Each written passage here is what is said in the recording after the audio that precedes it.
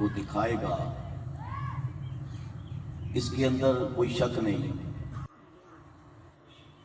کہ 1.25 انبیاء اور مرسلین، ان میں سب سے عرفہ و اعلیٰ مقام میرے اور آپ کے پیارے آقا خاتم النبیین صلی اللہ علیہ وآلہ وسلم کا ہے۔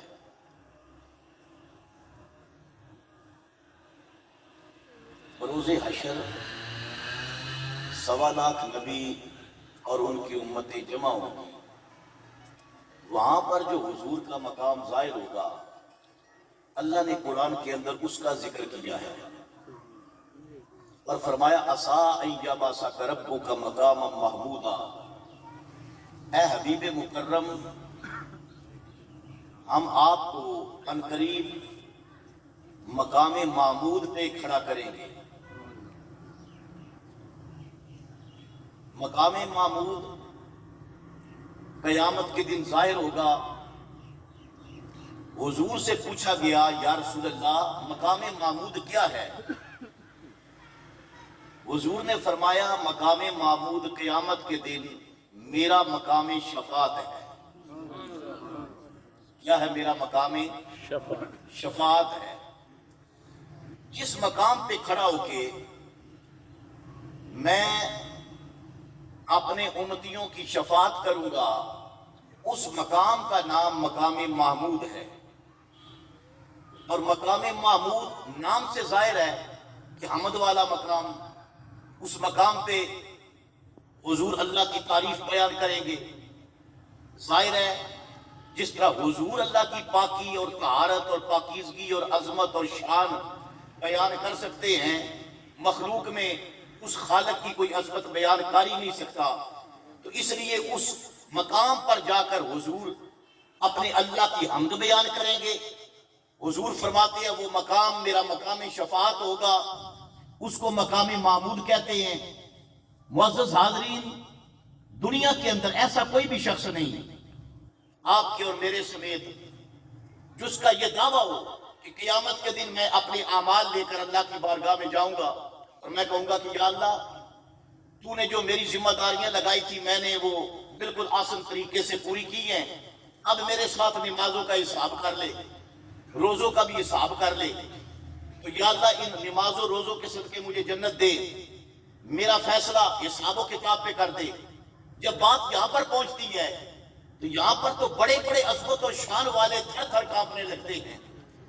وہ میاں صاحب نے کہا تھا قتل کریں تھے تھر تھر کمبن، اونچیاں شانہ والے جب اللہ عدل کرنے پہ آئے، میزان نصب ہو جائے اور وہ فرمائے کہ میں عدل کرنا چاہتا ہوں، تو پھر کون ہے جو بچ کر جائے گا؟ یہ کسی کے اندر نہیں۔ وہاں تو ہر کوئی اللہ کے فضل کا اور اس کی رحمت کا امیدوار بن کر جائے گا۔ اور حضور فرماتے ہیں کہ وہاں ہر کسی کو میری شفاعت چاہیے، میں ہر کسی کی شفاعت کروں گا۔ ایک حضور کی شفاعت ہے جس کو شفاعت مطلقہ کہتے ہیں، کلی شفاعت، وہ صرف حضور کریں گے اور کوئی نہیں کرے گا۔ اور حضور فرماتے ہیں وہ شفاعت میں نبیوں کی بھی کروں گا۔ دلی نہیں زور سے کہے سبحان اللہ۔ اور امتیں ساری حضور کے پاس آئیں گی، اللہ کی بارگاہ میں ہماری سفارش کریں۔ قرآن پاک نے کہا من ذا الذی یشفع عندہ الا باذنہ، کون ہے قیامت کے دن جو اللہ کی بارگاہ کے اندر شفاعت کر سکے؟ کسی کے اندر جرأت نہیں ہوگی الا باذنہ، لیکن وہی کرے گا جس کو اللہ کی طرف سے اذن دیا جائے گا، اجازت دی جائے گی۔ اور اجازت کسی ہوگی؟ اجازت میرے حضور کو ہوگی، سب سے پہلے حضور کو اجازت ہوگی، حضور شفاعت کریں گے۔ اور شفاعت کیا ہے؟ عام اس کا ترجمہ ہم یہی کرتے ہیں کہ شفاعت کا معنی ہے سفارش کرنا۔ کیا ترجمہ کرتے ہیں؟ سفارش کرنا۔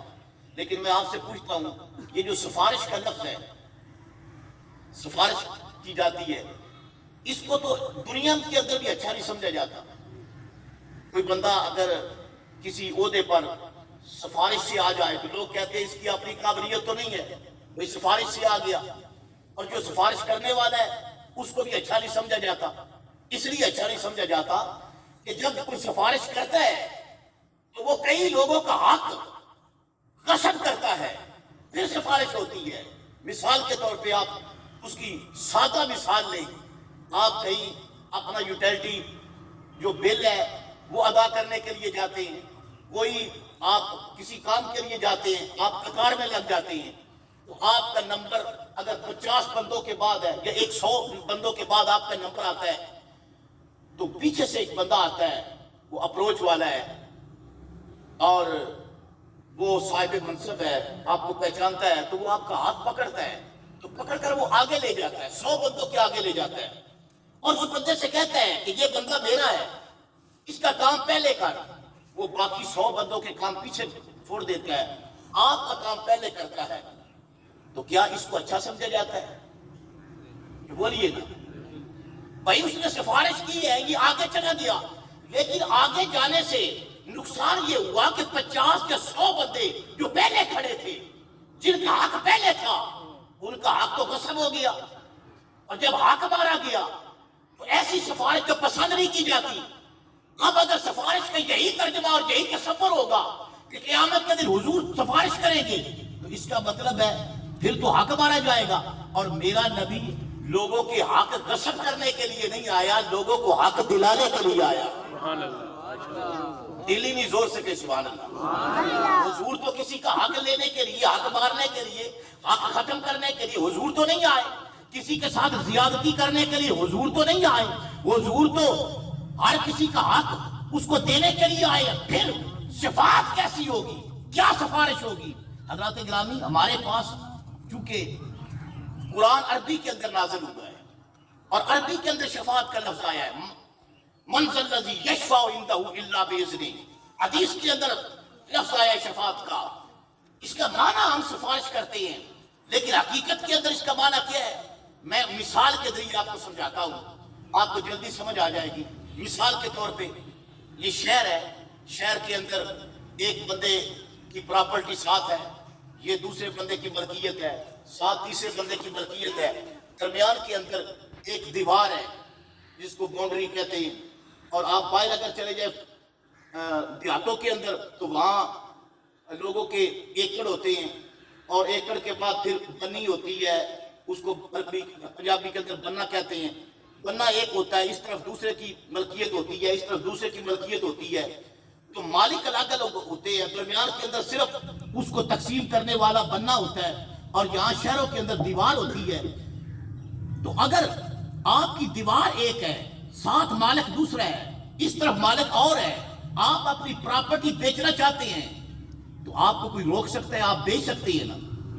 بیچ سکتے ہیں۔ میں ذرا بولیے نا، جس کی ملکیت ہو وہ اپنی پراپرٹی بیچ سکتا ہے، مالک ہے، بیچ سکتا ہے، لیکن کسی کی ملکیت دوسرا بیچ سکتا؟ زور سے بولیے، بیچ سکتا نہیں، بیچ سکتا۔ آپ کہیں پر چلے جائیں، زمین پڑی ہے، آپ وہاں پر جا کر کام شروع کر دیں، مالک آ جائے گا، وہ کہے گا بھائی کیا کر رہا ہے، اور آپ اسے کہیں کہ میں یہاں پر تو مسجد بنانے لگا ہوں، مکان بنانے لگا ہوں، مسجد بنانے لگا ہوں، مدرسہ بنانے لگا ہوں، تو وہ کیا کہے گا؟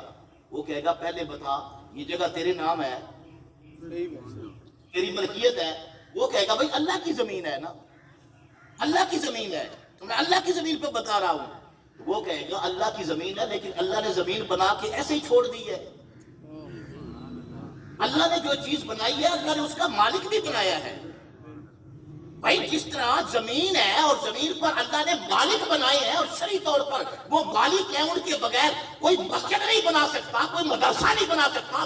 دنیا کی کسی عدالت میں آپ چلے جائیں، وہاں جا کر کہے کہ میں مسجد بنانا چاہتا ہوں، یہ مجھے بنانے نہیں دیتا، تو عدالت کہے گی پہلے بتا کہ تیرے نام جگہ ہے، ملکیت ہے؟ وہ کہے گا میری ملکیت تو نہیں، ملکیت تو اللہ کی ہے۔ تو عدالت والے بھی کہیں گے، وہ کہیں گے بے وقوف آدمی ہے، بھائی اللہ کی جو